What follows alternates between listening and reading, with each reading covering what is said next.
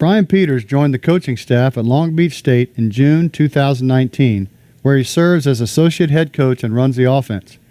Peters originally joined the current Dirtbags head coach Eric Valenzuela at St. Mary's College in 2018 and has helped the two programs win 60% of their games in 3 seasons. Peters has had over 2 decades of coaching experience at multiple levels.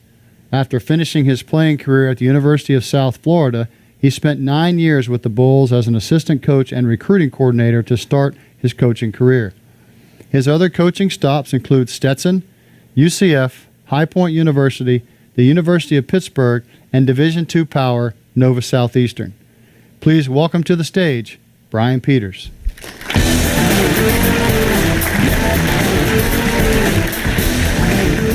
All right, I want to thank Rick Hitt, of course. Thank you very much. Thank you to the ABCA, all the staff, everybody. This is a tremendous honor for me, something that I've actually wanted to do for a really long time, and glad to get the opportunity to do it. So I am Bryan Peters. I currently work at Long Beach State in Long Beach, California. And the topic here is really about offense, less about mechanics, less about the swing, more about hitting in general, but just really how to put an offense together. And to get to that point, I'm going to talk about what the hybrid offense is. And to get to what the hybrid offense is, we have to kind of talk about where I'm from, where I've been, how it all came together. So my past and my history has gotten us to a lot of, where the hybrid offense is today. So I have to take you back a little bit to how we got here. I was born and raised in Lancaster, California, so I started on the West Coast. That's an important part of the process here. My high school coach was a guy named Ed Tassas. Discipline over everything in that program. So what we did at AV High School, Antelope Valley High School, was we were very disciplined. We had a lot of accountability. We worked really, really hard, and that discipline portion ended up being an important part of my development. And then obviously as you transition into a coach, that becomes part of who and what you are. So a lot of credit goes to Coach Tassas for my beginning. Then I went to Antelope Valley College. And a lot of the exciting things for me is that my hitting coach for 2 years at Antelope Valley College was Perry Husband. We now know Perry Husband as the effective velocity guru, and he's kind of transitioned into the effects of pitching. But it all stemmed for him as a hitting coach. So he was my hitting coach. And on the West Coast, he was very East Coast in his style. And these West Coast, East Coast comparisons are going to come into play a lot about for what I'm talking about. But Perry, very innovative, might have been the first, if not among the first people to start testing exit velocity. He was obsessed with that way back into the early 90s when I was playing for him. And it seems like exit velocity for hitters didn't really come about until significantly after that, but he was very focused on that. So exit velocity was something that he was really big on, which at the time is not very West Coast. I'll touch on that again later. A lot more East Coast. So I give Perry a lot of credit for that development of we were trying to hit balls really, really hard. For me, that may or may not have been the best. I was about 135 pounds at the time, but it was something that we were focused on a lot. And, again, I'm going to talk about things that you focus on, how important they become to your offense. After Antelope Valley College, I went then to the east side. I went all the way over to the East Coast. So I left Antelope Valley College and played my last 2 years at the University of South Florida in Tampa, Florida. D1 baseball out there in Tampa. And I played for Eddie Cardieri. My hitting coach was Ed Stabile. Now, here's a huge contrast. The difficulty for me was Perry was basically what you would call a linear coach. I don't know if he would classify himself as a linear hitting coach, but we were trying to transfer energy a lot and get into our front side. And I went to the University of South Florida, and it couldn't have been a more difficult 180 because we were very rotational, very stay behind the ball. So my swing transition was gigantic. It couldn't have been bigger. There's not a bigger transition than going from front footy, weight transfer, weight shift, linear into staying on the back foot and rotating. So that was a difficult transition for me, but obviously the education on both of those swings gets you to where you are at this point, and it's been very valuable for me. So you want to talk about a hybrid. I went from a pure get on the front foot, transfer all your energy to stay behind the ball and just rotate, kind of squish the bug type of thing. So again, this hybrid theme, we're somewhere in the middle, is going to be a valuable part of what we're doing now. So after my career there, playing career at USF. I stayed on and coached, so I got to coach with Eddie Cardieri for 9 years. We did, a lot of what we taught there at the time and had some successful offenses. I left University of South Florida and Coach Cardieri, and I went to Stetson University. And I played for Pete Dunn, legendary coach Pete Dunn, over 1,000 wins. I believe he's in the Hall of Fame here. In fact, he is. I went to his Hall of Fame, his convention when he was inducted into the Hall of Fame here for the ABCA.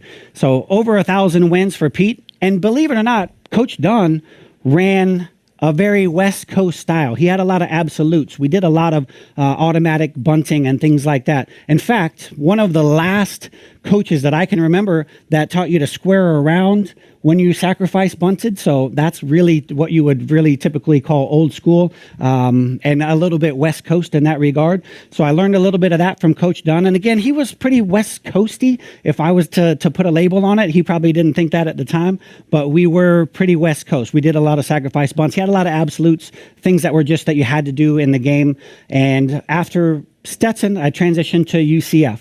University of Central Florida, where again I played for legendary coach Jay Bergman, also 1,000 wins, and phenomenal person, phenomenal coach, just like all the other guys that I've worked with. But Coach Bergman had a little bit different style. He was probably my first introduction to hybrid, and he wanted to do a little bit of everything. And I think it's important to note also, I'm going to back up for a second, and each of these places where I coached, USF was not an offensive park. Very difficult to get the ball out of. Stetson, not an offensive park at all. Very difficult park to get the ball out of. And UCF at the time was very similar. It was hard to get the ball out of UCF. In fact, subsequently, they've moved the fences in at UCF. These things are important. So a hybrid style with Coach Bergman at UCF. And then I left UCF and went to High Point University. This is my first coaching opportunity where I'm coaching with a pitching guy. So you shape your offense, you shape the brand of your offense towards what your pitching coach wants. Went to High Point University, again, not a very offensive ballpark. Hitting the balls out of there were very difficult at the time. So trying to find a way to mesh your offense into your pitching coach's style, your head coach's style, but also to fit it to the park. I left High Point University and went to the University of Pittsburgh. So now that's Pitt. Worked for George O'Donnell there. Probably the most offensive park I had ever coached in at that point. Well, not probably, but for sure at the time, that was the most offensive park. So now we're in the ACC, just transitioning. It was when Pitt first moved into the ACC. So now it's a little bit of, okay, we had some conversations. What kind of offense do we want? Where were you guys at when you were in the Big East? What can we do now that we're in the ACC? So pretty transitional for me in terms of the way I coached, and got to learn a lot from that opportunity there. Left Pitt and then went to Nova Southeastern. So now we're back in Florida. Got to work with Coach Greg Brown, who has been a godsend for me in my career, one of the smarter gurus in all of baseball. And we played in a very, and I mean very, offensive park. So now it was a completely different opportunity for me to take advantage of the offensive park. So now you're shaping your offense based on these different parameters on your park. So these are all important parts of my history, and I'll tie that in a minute. Left Nova Southeastern University and then went to St. Mary's. So now I'm back on the West Coast. Came to St. Mary's up in Northern California. Got to reunite with a good friend of mine, Eric Valenzuela, whom I'm working for now. So again, now it's a pitching coach. He's a pitching coach. So we got the dynamic of making sure that your offense fits your pitching coach's style, what he wants. But we had a lot of free reign. Basically, we were able to do with our offense kind of, he hired me with the intent of, we want your style of offense. So we were able to kind of run with that. St. Mary's, not an offensive park. So again, back to a park that's not very easy to hit home runs in, kind of got to shape this. And back onto the West Coast, where you're going to see a lot of West Coast style of play, and took that offense there. And now after working with Coach Valenzuela at St. Mary's for a year, now we came to Long Beach State, and that's where we're at now. So Long Beach State, again, we're at Blair Field. A lot of you guys are familiar with Blair Field. It's very, very historic, and it is not an offensive park. They did move the fences in, believe it or not, and it's still not an offensive park. So all of these things are important to know the history of where the hybrid offense came together. So I'm going to get into now where this all leads me. So starting in the West Coast, moving up and down the East Coast, coming back to the West Coast, you get get a little bit of style differences in the game of play. And so I'm going to go through this little educational piece, and we're going to have a little bit of fun trying to talk about what is West Coast, what is East Coast, what is old school, what is new school, right? Where's the science versus the art to all of this stuff? So we've categorized our offenses in a couple of different ways, and I'll get into that in a minute. So I'm going to say, along with my history and the tradition of what we've gone through in the last 25 years of coaching, I want to say that another trigger and an instigator for the hybrid offense was I read a book called Old School versus New School by Eugene Bleecker. And if you haven't read that, you probably should. It's a good book and a reference for a little bit of what I'm talking about, more on the mechanical and movement fundamental side. And now this part that I'm going to talk about is like the philosophical side of what all that stuff looks like. So here's the contrast between the two parts. Now, we have lumped together East Coast, New School, and Science. That's kind of one brand. Now, this is very general. This is a generalization. I don't want to offend anybody. They're very generic, right? These labels that we're putting on, they don't have to be specific to any one person or any one school or any one program. It's just generalities. So don't be upset if you don't think that this is accurate in terms of the style. These are just generalizations. So again, East Coast, New School, and Science, all together on the same side. West Coast, Old School, and Art, all together on the same side. Those things are really important. So here's how we're going to be able to kind of divide those things up. And again, I classified East Coast, New School, and Science together. So here's where we're at. So in the New School, East Coast, science-based offense, here's what they prioritize, right? You're going to prioritize OPS. Now, OPS it's a lot of what's changed offense in the last 20 years. OPS, on base plus slugging. OPS, the numbers will tell you that the higher the OPS, the more times you touch home plate. So that has become an obsession. So obviously, as an offensive coach, we want to touch home plate as much as we can. So OPS is a good trigger for that, and it's obvious why that has become such a priority.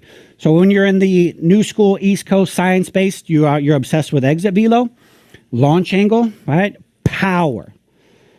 Because power drives OPS in a lot of ways. And I think I'm going to go into the OPS education a little bit. OPS obsession kind of started with the Moneyball part, what we saw the A's doing. It was more based on base percentage at first, and then slugging percentage next. And then now what you're seeing in offense, especially in the big leagues, is it's based on slugging percentage first. And if you can scare people into being afraid to throw to you, the on-base percentage kind of climbs from there. So this is where the New School, East Coast, science-based part is OPS, exit velo, launch angle, doubles, dingers, hit bombs, hit home runs, okay? Now, along with that, where we get into the New School science-y part of that is that it's tech, right? It's data, it's metrics, it's measurables. So what they're seeing in the New School or East Coast style is that we're going to test and measure all of your pre-swing variables, all of your post-contact variables. So you're going to see things like bat sensors and K-vests and Rapsodos and flight scopes and TrackMan, and that way you're getting a combination of, like I said, pre-contact metrics, which is what our body is doing, and then post-contact metrics, which is what happened to the ball, how hard did I hit it, all of those things. In the New School, East Coast science-based, those things are really important, okay? It's about doing what the numbers tell you. And the more you study and the more the science has become, the more the measurables have become a part of it, now you have more information to base your offense on. And that's what the New School, East Coast, science-based guys are going to be about.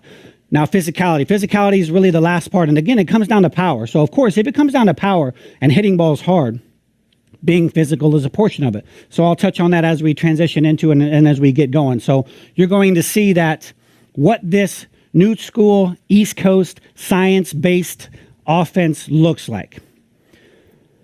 It's coached by the numbers, okay? So if there was anything that justified it, this is it. You're going to learn a lot about your offense based on what you read, based on what you've measured, based on numbers. And then you teach, you train, you practice, you put your game plan together based on what those numbers will tell you.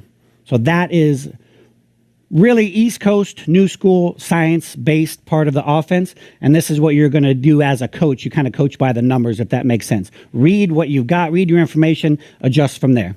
Now, transition, conversely, the old school, West Coast, more art style of that offense is going to be right here. So on the West Coast, we're going to prioritize making contact. We're going to prioritize moving runners, ground balls, not striking out. We're going to prioritize our scouting reports. We're going to have an approach. We're going to do what our opponents struggle with, and then we're going to talk about baseball IQ. So to draw this out even further, on the new school East Coast style, all right, let me make myself clear. And the one that we were talking about before about OPS, there's not really an approach. The approach is get your A swing off all the time, and then we're going to drop some bombs and score some runs.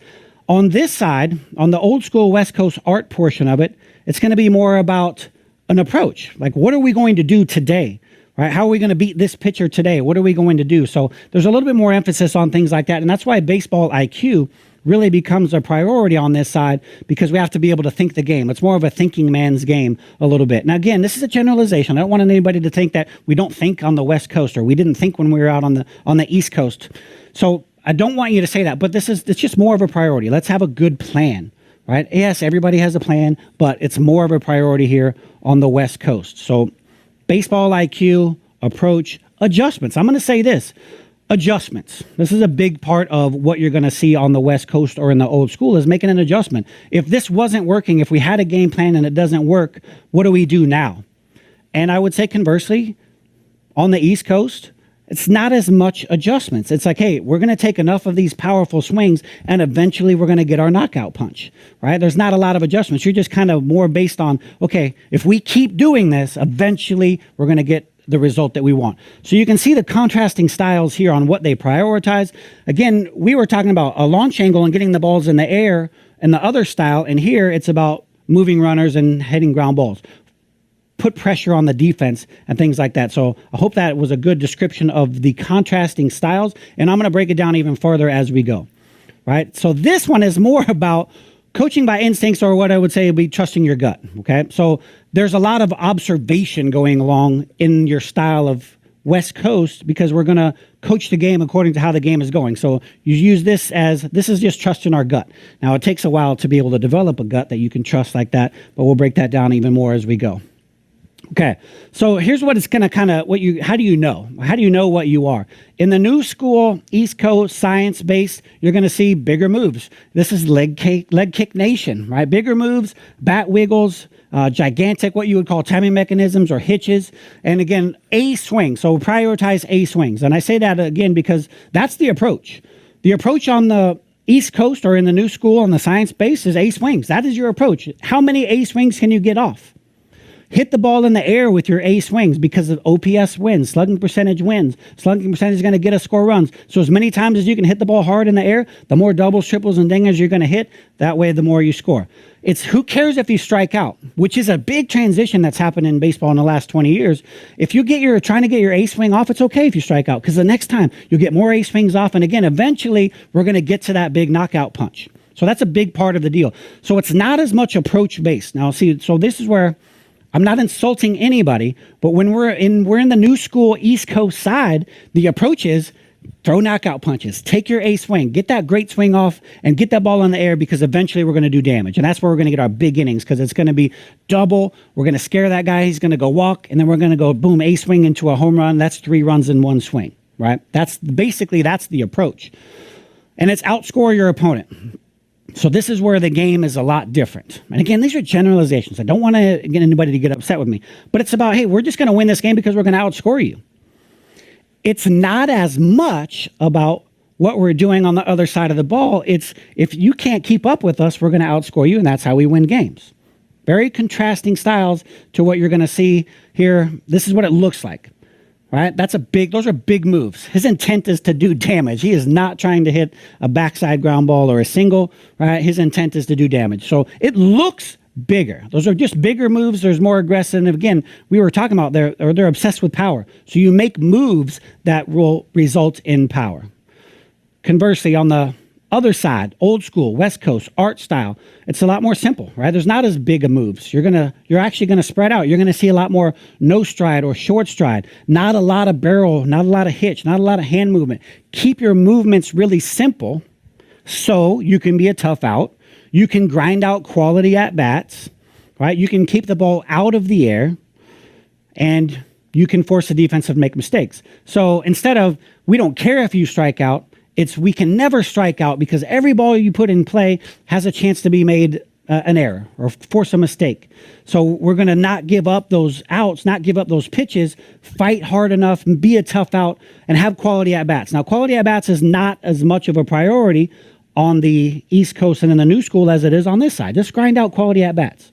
And that's part of the baseball IQ. How can you have quality at-bats? And you stack a bunch of quality at-bats together. And instead of trying to score 3 runs in one swing, we're going to stack all these quality at-bats together and force you into making mistakes. And hopefully we're scoring that way. Now, you win games in a different way here. You try to keep your opponent from scoring.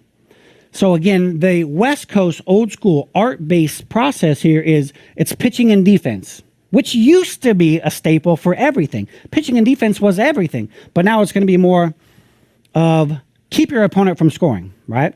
This is what it looks like. I had to put a little Tony Gwynn in there, Long Beach kid, born and raised in Long Beach. So he's a legend and an icon for all of us, really, but especially the Long Beach guys.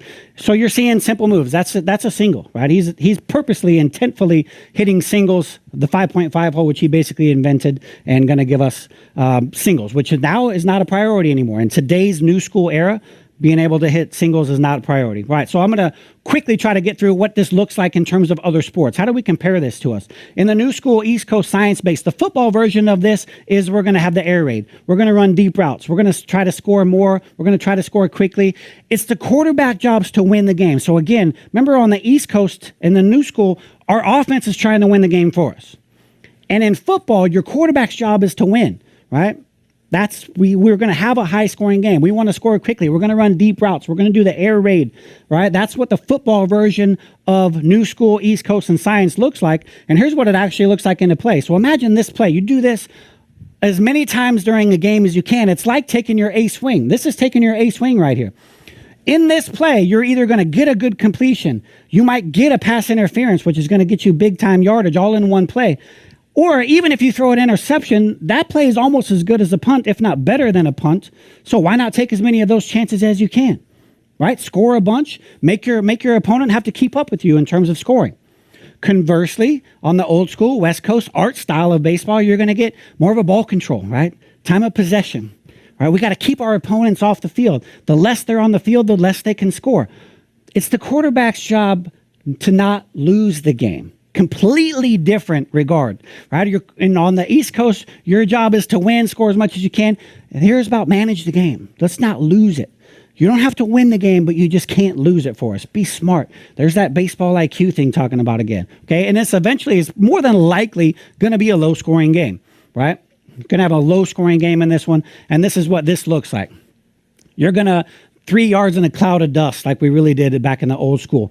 And to be honest with you, if you get 3.33, repeating, of course, yards per game, per play, you can't lose. 3.33 yards per play, it's going to be tough to stop you. And you're also keeping your opponent off the field, which is keeping them from scoring. So we got very contrasting styles. Okay, new school. East Coast science-based basketball version. This is our run and gun. Paul Westhead back at Loyola Marymount tried it with the Lakers. And then Lakers transitioned into Showtime. That was my upbringing. California kid watching Magic back in the 80s and 90s was dynamic to me. I used to put little PD in tears. I would cry when the Lakers lost. But the Showtime, fast, shoot quick, take threes. Okay, shoot within 7 seconds or shoot within 4 seconds. Shoot as much as you can. Again, win by outscoring your opposition. Score more, force them to score more. It's going to be a high-scoring game. Here's what it looks like.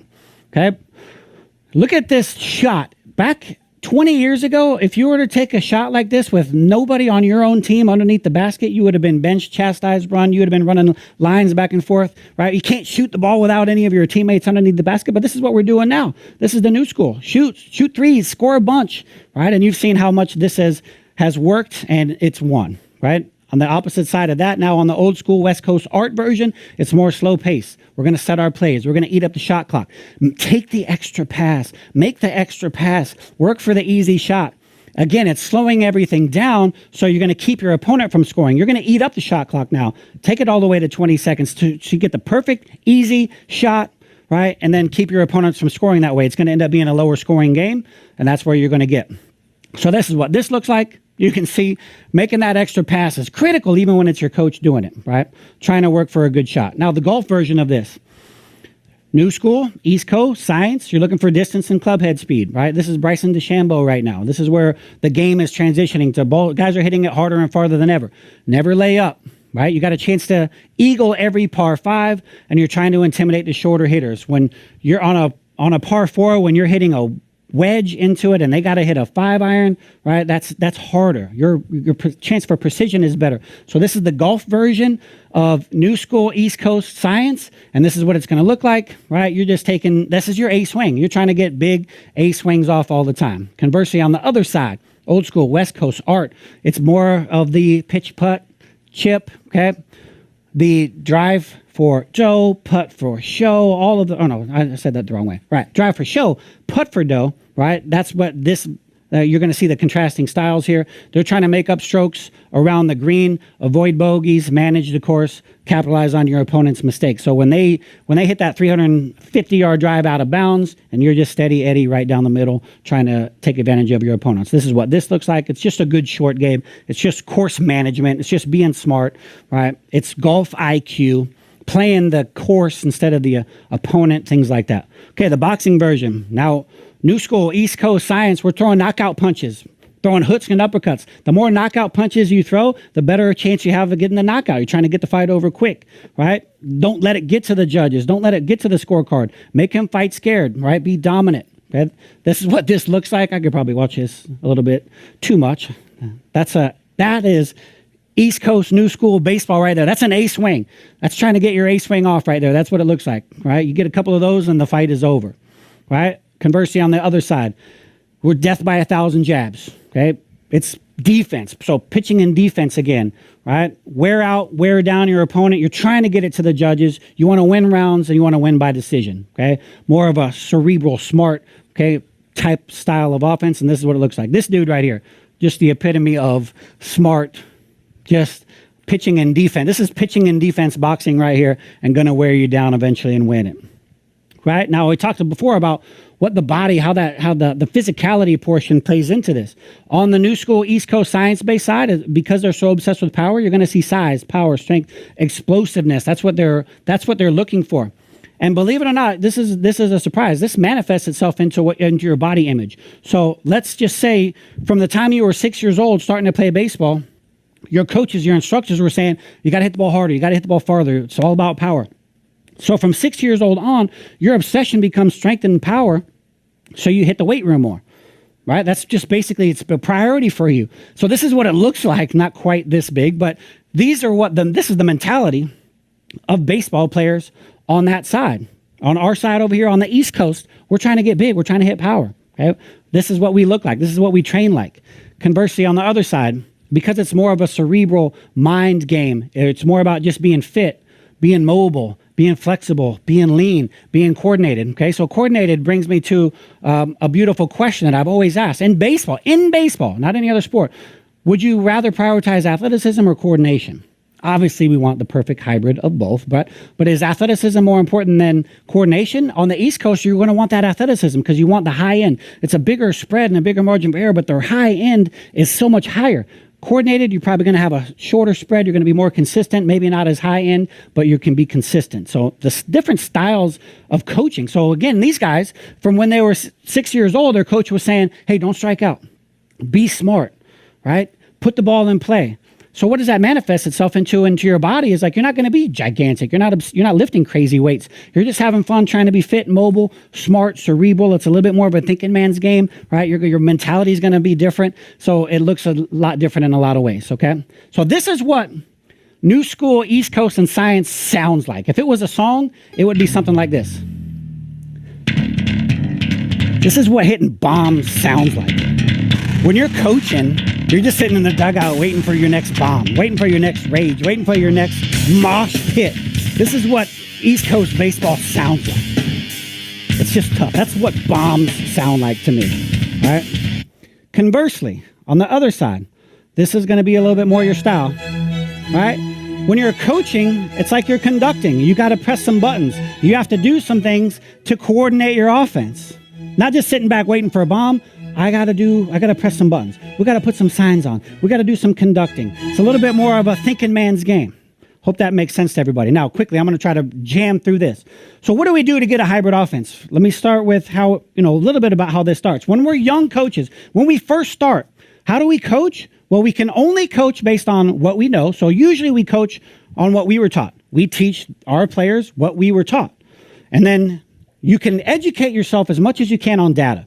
And that's where the new school, the more measurable things we have, you can get yourself educated. In fact, nowadays you can even get yourself certified in hitting at how to read metrics, how to control all the K-Vest and all the things that you can do. You can get yourself certified in measuring all those things and then what to do with all that information. So when you're young, you're going to basically try to coach the way you were coached, and then you can learn as much from data. What you can't speed up, though, is experience. You can't speed up the trusting your gut process. I grew this little bad beard right here to show all these gray hairs, right? So what you can't do when you're young is you don't have a wealth of experience of things that you've learned from that what didn't do. These gray hairs right here are from failed squeeze plays, bad hit and runs, getting a guy thrown out, right? All that stuff that comes from experience of being able to trust your gut and push some buttons. Sometimes it wins, sometimes it doesn't. And that's where you get gray hairs in your beard. So that's the only reason why I have this really terrible beard. So please forgive me. Okay, so that's what we do. But it takes a while to get into that education of how my gut, I can trust my gut. Video games, I put this in there because I don't play video games. I haven't played video games since like Mike Tyson's Punch-Out. But playing against the computer, when you first get a video game and you play against the computer wins because you don't know what to do. But as you start to play and you pick up these patterns, right? You can start to see these patterns, and then you learn from the computer's pretty consistent. They keep doing the same things, and then you learn what to do and you make adjustments, and eventually you beat the computer, and playing the computer's boring because you know exactly what the computer's going to be. So the point is, if you're getting so caught up in the numbers say this, do this, you're a little bit more predictable at that time. There's not trusting your gut. Sometimes you got to look up from your clipboard and figure out what's going on in the game, okay? Recruiting, of course, I mentioned this a couple times. You're going to recruit based on your style. You want players that fit your style. You want players that fit your ballpark, right? But there's some positive and negatives to this too. We get players that recruit our style. That's really good. Players to recruit players to fit your ballpark can get you into trouble because you're going to play half or a little bit more than half of your games at your park, and you want to be good at home. But does that make you vulnerable when you're on the road? If we play in a very offensive park, but half of our conference plays in non-offensive parks, are we vulnerable at that time, right? So be careful with those things, but there's some logic into recruiting to your ballpark, and of course, recruiting to your style. That makes sense. Okay, practice. What you prioritize, you're good at. Everybody knows that. And again, I'm going to tell you that this is obvious and it is necessary, but also can get you exposed and make you vulnerable at the same time, right? So keep this part in mind, coaches. What you prioritize, you're good at. And what you obsess about, they will obsess about. And you're probably going to be good with those things. So I know that makes sense, but as we get into this a little bit more, I'm going to talk about how that is a little bit dangerous, okay? Now, your niche. So what I mean by this is you're going to have what you're good at. Again, this goes back to what you prioritize, with the things that you obsess about. If you're East Coast, you're obsessing. Your niche is probably bombs, right? Probably doubles, probably high slugging percentage. If your niche is on base percentage, then you're going to practice pitch selection, taking pitches, right? Working the count, things like that. If your niche is stealing bases, then you're gonna wreak havoc. You're going to be stealing bases all the time, and you're going to force your opponents into some kind of a thing, which is great. So over the course of the season, all the numbers for your niche are going to slant in your favor, right? If you steal a bunch of bases, all those stolen bases are going to get to where you have some runs. If you're obsessed with power, when you win a game, it's going to be because you got a lot of extra base hits. You had more extra base hits than your opponents. If you're pitching and defense style, your niche is going to be, right, we need a low-scoring, close game that we will win at the end because we know how to put enough pressure on the opponents late in the game. So that niche, over the course of the season, will slant in your favor. But be careful because it also makes you vulnerable. What I mean by that is if you're a West Coast offense and you want it to be a low-scoring game, but your pitcher goes out and gives up a 3-spot and then a 4-spot and you're down 7-0, and you don't know how to climb back and you don't know how to score runs in bunches, you're vulnerable. And at the same time, if you're a East Coast, new school, try to score in bunches, but the guy on the mound has just got your number, and it ends up being 1-1 in the ninth, and you don't know how to get a jab off because all you've been doing is throwing haymakers. When a jab is necessary to win the game, why do you need to throw a haymaker? So you're vulnerable at certain points. So your niche will slant the numbers in your favor, and it will look good for you at the end of the year. But what's most important, what about in that game? What about in this moment? Is my niche going to help me or does it hurt me, right? So that leads me into this last point about, are you coaching for your resume or for the game? Now, this is what I mean by that. When we get so caught up with our niche, and I've seen this over my career and it drives me bonkers, you're doing these things that are in your niche. You're obsessed with power. You're obsessed with stolen bases. You're obsessed with pitching and defense. You're obsessed with bunting runners over because I believe in the art of the sacrifice and what it does, the mentality of it. And you get so caught up in that. Are you coaching for the niche or are you coaching for the game? What I mean by that is when we get so upset with our niche, so obsessed with our niche, it's stolen base, stolen base. I'm a stolen base guy. I'm going to steal these bags. I'm going to steal these bags. But if the game doesn't require stealing a base, what are you doing it for? You're doing it because you want that on the stat sheet because that's my thing. All right, I'm stolen base guru. Let's steal some bases. Well, if you're up by 6 in the 8th, do you need to steal the base? What are we doing it for? The game doesn't require it. So what are you doing it for? And again, same thing. Like that goes in a lot of ways. If it's power, if it's not striking out, if it's going backside, if it's all these things, if it's laying down bunts and it's pressure, do it for the game, not for your resume. And I'm telling you that I've seen too many young coaches so obsessed with their niche and what it looks like on a stat page, and even worse, what it looks for on a resume. Like you can't wait to brag about, hey, we were tops in the conference in slugging percentage. I warn you that what's important is whatever it takes to win that game today, which leads us to the end. What is our niche? What's our niche at Long Beach State? And you see it right there. It's whatever wins the game that day. So we don't need to throw haymakers when a jab will work. We don't need to drive the ball 350 yards when a pitching wedge will work. Now, we want to have them all. That's the part of the idea is our niche was what I hope our niche is at Long Beach State is that we've got whatever weapon, whatever club, whatever punch, whatever play wins the game that day. And that's really all that we want to be obsessed about. And I encourage you guys to understand that, again, there's a blend of that East Coast. We love to drive baseballs. We love OPS, and we preach that to our team. But we're not going to expose ourselves to losing that day if the ball just doesn't get out of the park. And if we can't hit the ball out of the outfielder over the outfielders' heads, then that's all we're chasing, then we're exposed. We're vulnerable. We want whatever's going to win that day. So I'm encouraging you guys to take the offense to not focus on so much about your niche, which you're going to have. We have a niche. And I hope that it's this, whatever it takes to win the game. Whatever there is that we need to win that game today is our niche. And I hope that makes sense to everybody. So that's the combination. We're going to take a little bit of that side and a little bit of this side, and we put it together, and this is what it sounds like.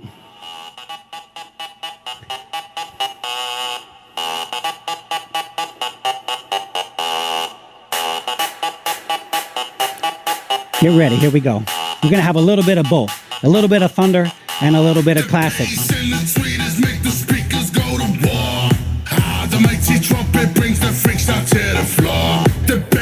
So that's it. That's that bass. It's there's those tweeters. It's a little bit of everything put together. And hopefully we've got the weapon to win that game today. And there's nothing more important to us than whatever it takes to win that game today. That's us.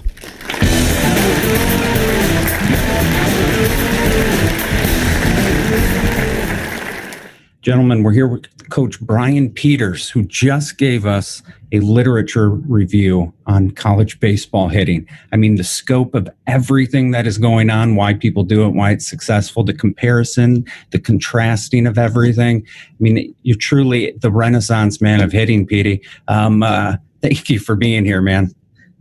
Well, thank you guys for having me. I couldn't even tell you how much I enjoyed this, and all of the work that went into putting this presentation together was 25 years in the making. So from the playing career onto the coaching career. And so this was an absolute blast, and I enjoyed every bit of it. So thank everybody for